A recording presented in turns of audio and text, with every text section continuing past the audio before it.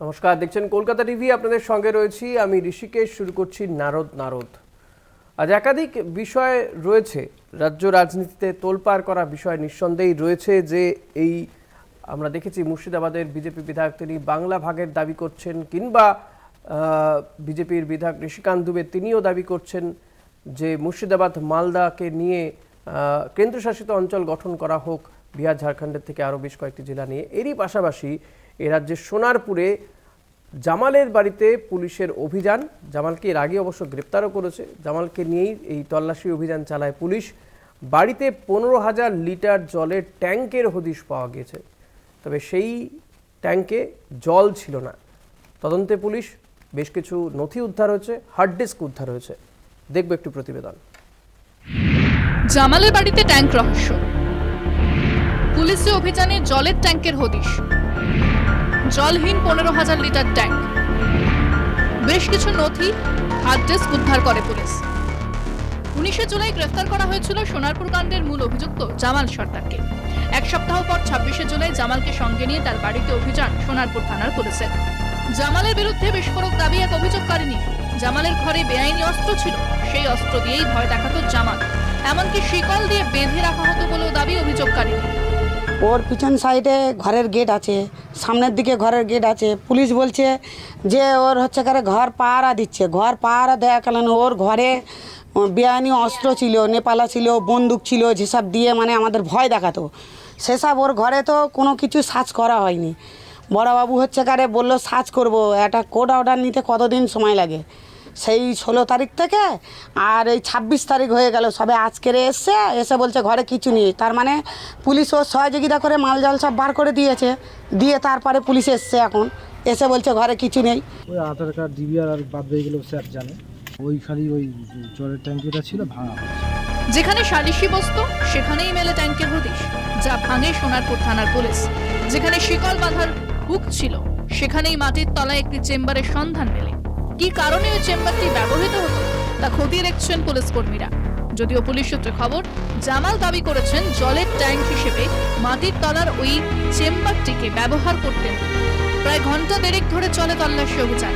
জামালের বাড়িতে মাটির তলার এই চেম্বার কি শুধুই জলের ট্যাঙ্ক, তার উত্তর খুঁজছে পুলিশ। পুলিশ সূত্রে খবর, জামালের বাড়িতে তল্লাশির জন্য বারুইপুর মহকুমা আদালতে আবেদন জানিয়েছিল পুলিশ। সেই আবেদন মঞ্জুর করে আদালত। তার প্রেক্ষিতেই শুক্রবার সকালে সোনারপুরে জামালের বাড়িতে অভিযান পুলিশের। সোনারপুর থেকে সুখদেব দে ও জাহাঙ্গীর হোসেন, কলকাতা টিভি।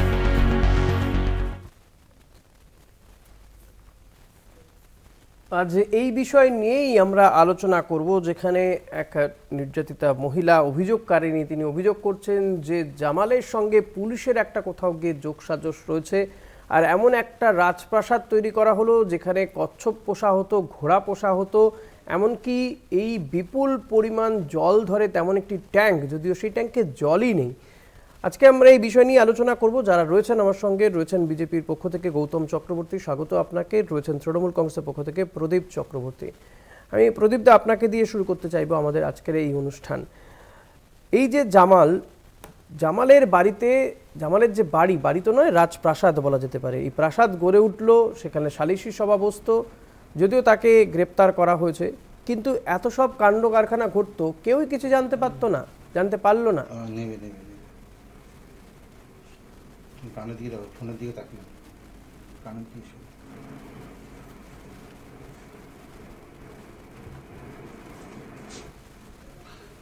প্রদীপ দা, শোনা যাচ্ছে আমার কথা?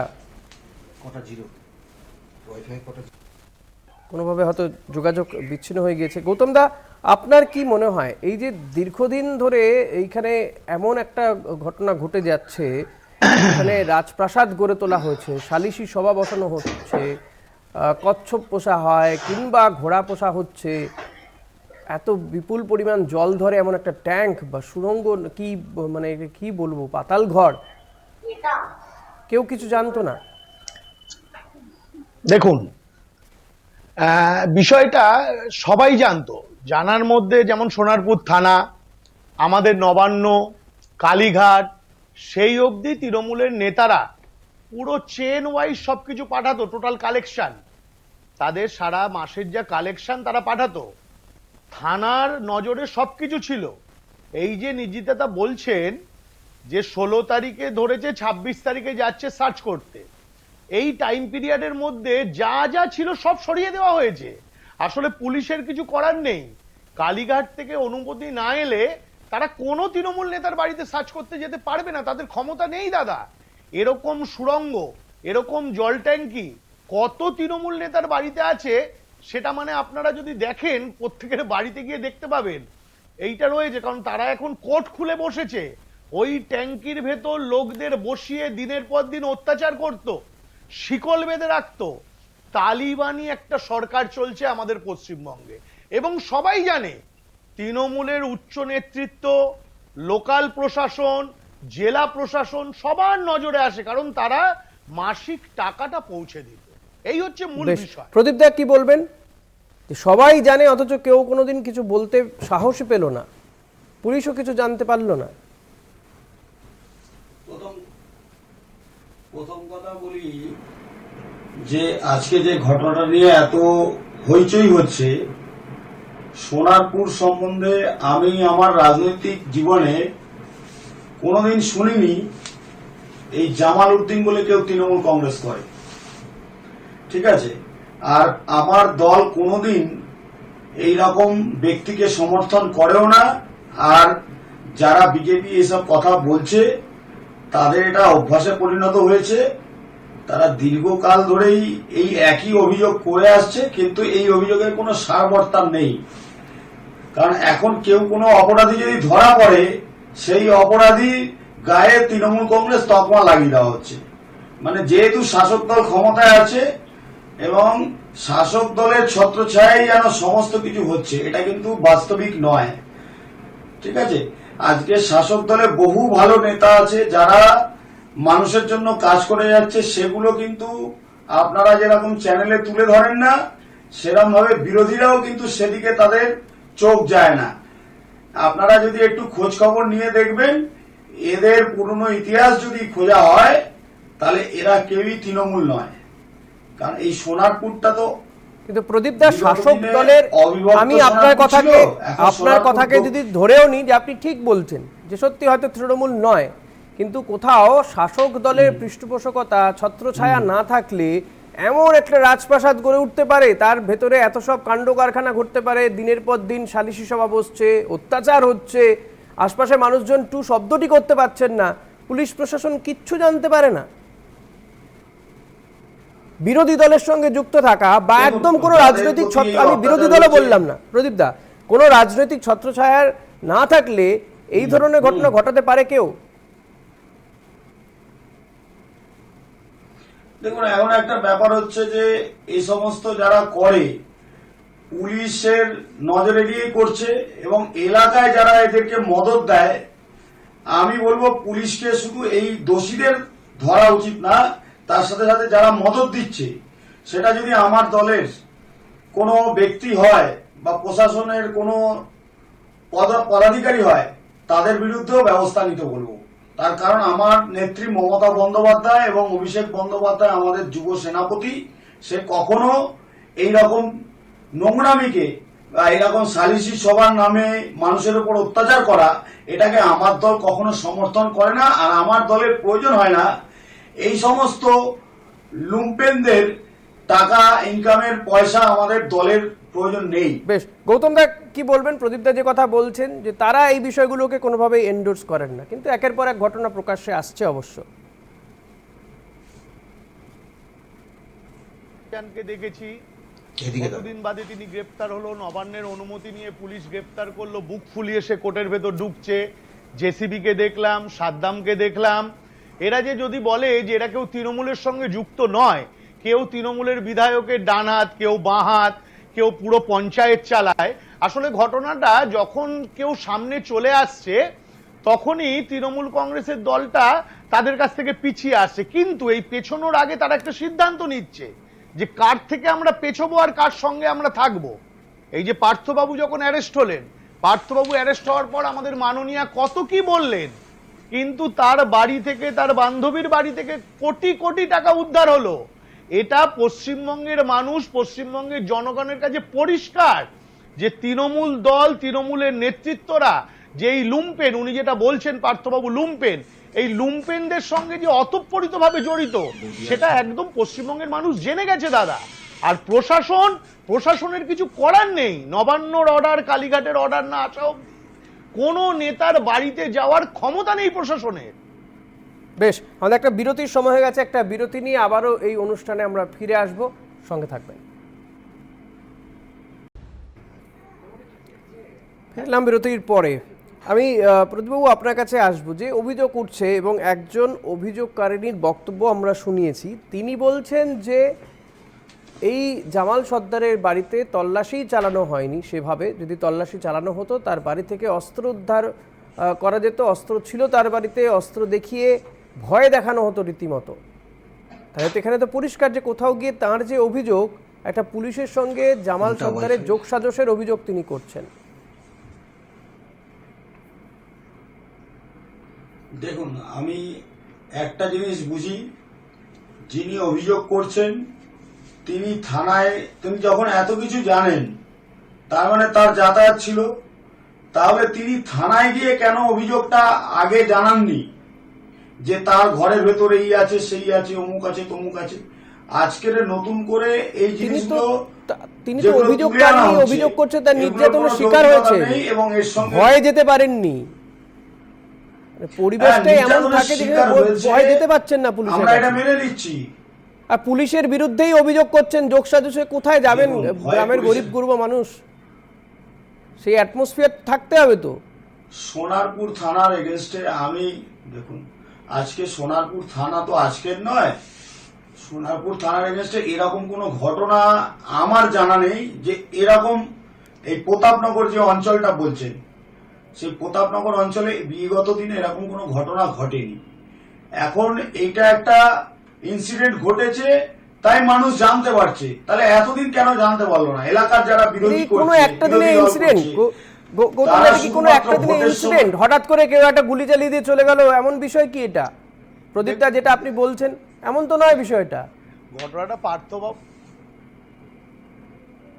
প্রদীপবাবু যেটা বলছেন যে মানুষ, আমাদের পশ্চিমবঙ্গের প্রত্যেকটা পাড়া বা ওয়ার্ডে যা হচ্ছে সেটা সবাই জানে। একটা মানুষকে ভোট দিতে দিতে যাওয়া হচ্ছে না, তার ভোট অন্যজন দিয়ে দিচ্ছে, ভোটের আগের দিন বাড়িতে এসে চমকে যাচ্ছে। এটাই তো পশ্চিমবঙ্গে এখন চলছে। আর মানুষ সাহস করে বলবে, রাত্রিবেলা তার বাড়িতে চলে আসছে, সাদা থান দিয়ে দিচ্ছে। এখন আমরা জানতে পারছি কিছু মানুষ যখন আসছে বলছে, উনি বলছেন যে থানাতে জানায়নি কেন। দিনের পর দিন থানাতে জানানো হয়েছে, সবকিছু প্রথম দিন এফআইআর এ যিনি নির্যাতিতা জানিয়েছেন, অথচ পুলিশের ক্ষমতা হয়নি তার বাড়ি থেকে গিয়ে তার অস্ত্রগুলো উদ্ধার করা। এটা প্রথম দিন থানায় জানানো, কারণ থানা যেতে পারবে না যতক্ষণ না কালীঘাট বলবে, ততক্ষণ থানার যাওয়ার ক্ষমতা নেই। তার জিনিসপত্র সব সরিয়ে দেওয়া হলো, তারপর থানা যাবে। এটা আজকের মানে কি বলবো, আজকে উনি বলছেন, উনিও নিজে বুকে হাত দিয়ে বলুক না পশ্চিমবঙ্গে কি চলছে। আর উনি বলছেন যে কিছু তৃণমূলের ভালো লোক রয়েছে, সত্যি ভালো লোক রয়েছে, কিন্তু তার সঙ্গে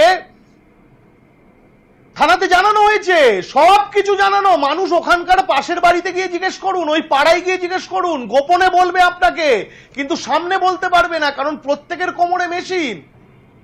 যেভাবে যে সন্ত্রাস পশ্চিমবঙ্গে চলছে গ্রামে গঞ্জে পাড়ায়, সেটা সবার কাছে পরিষ্কার। এই পশ্চিমবঙ্গে যে একটা লুম্পেনের রাজত্ব চলছে, তোলাবাজির রাজত্ব চলছে, টোটাল জিনিস কন্ট্রোল করছে কালীঘাট এবং নবান্ন, এটা সবাই জানে। তবুও আমরা কিছু মিডিয়ার মাধ্যম দিয়ে কিছু জিনিস প্রকাশ্যে চলে আসছে। কেউ তো আক্রান্ত হতে আমরা দেখলাম চোপড়াতে, জলপাইগুড়িতে, সেখানে পুলিশ আক্রান্ত হচ্ছে দুষ্কৃতী ধরতে গিয়ে। আমি বলছি পুলিশ ভালো কাজই হয়তো করতে গিয়েছিল, দুষ্কৃতী ধরতে গিয়ে আক্রান্ত হচ্ছে।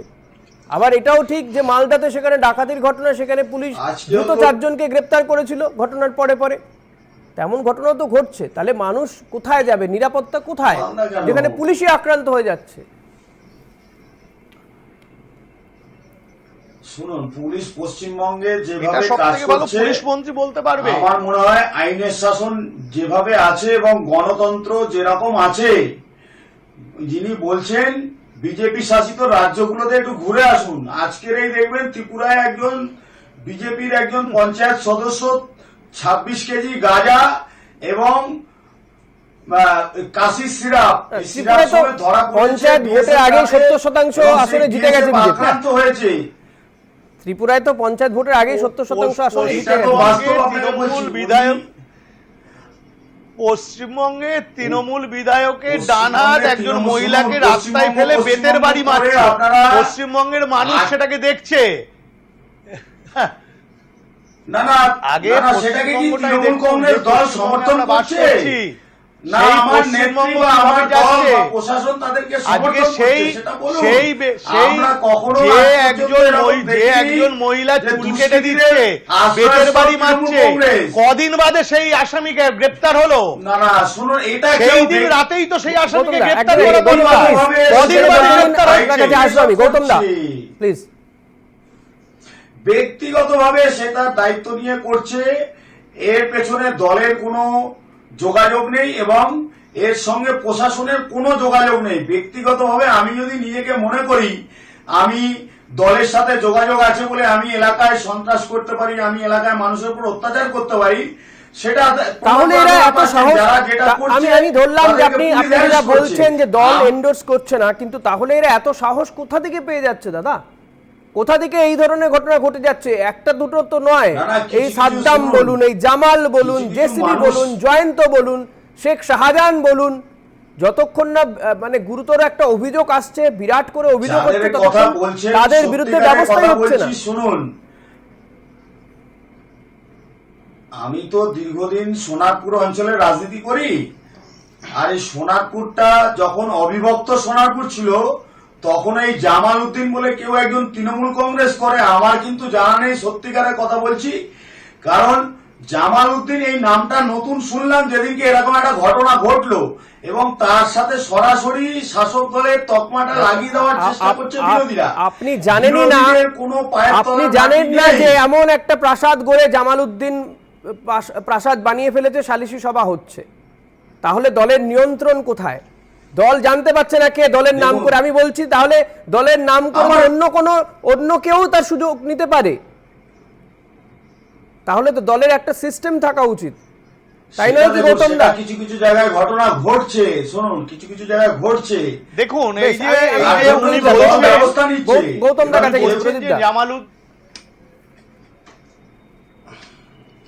আমি একটু বলি, ঘটনাটা হচ্ছে উনি বলছেন যে এই ব্যক্তি তৃণমূল করেন, উনি জানেই না। ওনাকে আমি একটু অবগত করে দিই, এই জামাল উদ্দিন ভোট পরবর্তী যে হিংসা হয়েছিল সেই ওই কেসে এর নাম আছে। এই ছেলেটি বিজেপির কার্যকর্তা, বিজেপির কর্মীদের মেরেছে, অত্যাচার করেছে, সেই কেসে এর নাম রয়েছে। এটাও উনি জানেন না যে ভোট পরবর্তী হিংসায় এ জড়িত ছিল কিনা। এটা ওই সোনারপুর অঞ্চলে ওনার ওয়ার্ডে, ওনার এলাকায় জিজ্ঞেস করলে যে কেউ বাচ্চা বাচ্চা বলে দেবে তৃণমূল কংগ্রেস করে। তৃণমূল ছাড়া কেউ এরকম কাজ করতে শুনুন, পারে? শুনুন। কাউর ক্ষমতা দাদা, আছে? একটা কথা বলি, একটা আপনি গৌতম দা, জানেন বিষয়টা কি পরে এমন? বাড়ি করে সেই বিষয়টা বাড়ির এমন যে অনুমতিও নিতে হচ্ছে। হয়তো তৃণমূল করছে না, কিন্তু এই যেমন আপনারা এমনটা বলে থাকেন, পয়সা করে দিয়ে আন্ডারস্ট্যান্ডিং সব জায়গায় হয়ে যাচ্ছে, ধরা পড়লেই তৃণমূল হয়ে যাচ্ছে বাঁচার জন্য। না না, এটা কখনোই হতে পারে না। উনি অ্যাক্টিভ কার্যকর্তা, তৃণমূলের অ্যাক্টিভ কর্মী। এটা শুধু আমি বলছি না, এটা ওই এলাকায় গিয়ে আপনারা নিজেরা গিয়ে কয়েকটা বাড়িতে খোঁজ নিয়ে নিন, প্রকাশ্যে বলবে, থানায় গিয়ে খোঁজ নিন। না হলে একটা এফআইআর হওয়ার পর কতদিন বাদে তাকে গ্রেপ্তার করা হচ্ছে?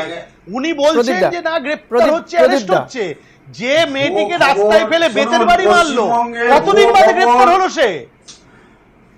শুনুন, আপনারা ভুয়ো খবর ছড়াতে ওস্তাদ, আপনারা ভুয়ো খবর ছড়ান। এই মার্ডার হয়ে গেছে, এই খুন হয়ে গেছে, নিজেদের গোষ্ঠীদ্বন্দ্ব এবং নিজেদের পারিবারিক সমস্যা, বিবাদ সবটাকে রাজনৈতিক একটা রং দেওয়ার চেষ্টা করেন। কিন্তু আপনারা যে ভুয়ো খবর, মানুষের মধ্যে বিভ্রান্তিকর খবর ছড়িয়ে দিয়ে এলাকায় মাইলেজ পাওয়ার চেষ্টা করেন, এটা আমরা জানি। প্রদীপ দা, আমি এখানে শুধু না, বাংলাদেশে বিজেপির দাঙ্গার বিরুদ্ধে সেই অভিযোগ দাঙ্গার আছে, ছবি এখানে কিন্তু তা দেখাচ্ছে। বলে আমি আপনাকে এটা বলবো যে এইভাবে এই জামাল উদ্দিন, সাদ্দাম সর্দারদের এইভাবে কিন্তু আড়াল করা যাবে না। আপনাদের এক্ষেত্রে ভূমিকা রাখতে হবে যাতে পুলিশের ধরার এটা আগে ভুয়ো আপনারা খবর তাদের উনি বিরুদ্ধে বলতে ব্যবস্থা চাইছেন। নিতে পারেন। একদম বাস্তব। ব্যবস্থা কিন্তু তাহলে আপনারা আগে নিচ্ছেন না। আমাদের ওখানে দেখা যাচ্ছে যিনি একটা বিধায়ক ঘটনা আছেন, ঘটছে, সংবাদ মাধ্যমে শোনা- আসছে, ভিডিও ভাইরাল হচ্ছে, তারপর কেউ সাজা পাচ্ছে, মানে দল তাদের বিরুদ্ধে ব্যবস্থা নিচ্ছে, এটা কেন হবে? তাহলে বাকিদের যাদের বিরুদ্ধে আপনারা অভিযোগ করেন তাদের সাথে খারাপ করা রয়েছে। যিনি আছেন লাভলি মৈত্র, তিনি পরিষ্কার ভাষায় বলেছেন যে আমরা দুষ্কৃতীদের কখনো প্রশ্রয় দিই না, আর দুষ্কৃতীদের তৃণমূল দলে কোনো রকম জায়গা নেই। যারা দুষ্কৃতিকারী তারা, তাদের কোনো রাজনৈতিক রং হয় না, তাদের কোনো ধর্মীয় রং হয় না। তারা দুষ্কৃতকারী মানে দুষ্কৃতকারী, তারা বিজেপি করলেও দুষ্কৃতকারী, তারা সিপিএম করলেও দুষ্কৃতকারী, তারা তৃণমূল করলেও দুষ্কৃতকারী। আমাদের অনুষ্ঠান আজকে শেষ করতে হবে। আগামী দিনে আশা রাখবো যে এই সবার সাথে মিলেমিশে থাকে এবং এটা একদম দুষ্কৃতীদের বিরুদ্ধে পদক্ষেপ করাই শুধু হবে না, বিরুদ্ধে সবাইকে একসাথে লড়তে হবে। সে শাসক দলের ঘনিষ্ঠ হোক আর নাই বা হোক। আজকে আমাদের এখানে শেষ করবো। আপনাদের দুজনকেই ধন্যবাদ জানাবো, গৌতম দা এবং প্রদীপ দা। অনুমতি ছাড়া কিচ্ছু হবে না। ধন্যবাদ জানাবো আপনাদেরকে। পরবর্তী খবর জানতে দেখতে থাকুন কলকাতা টিভি রাত দিন 7 দিন।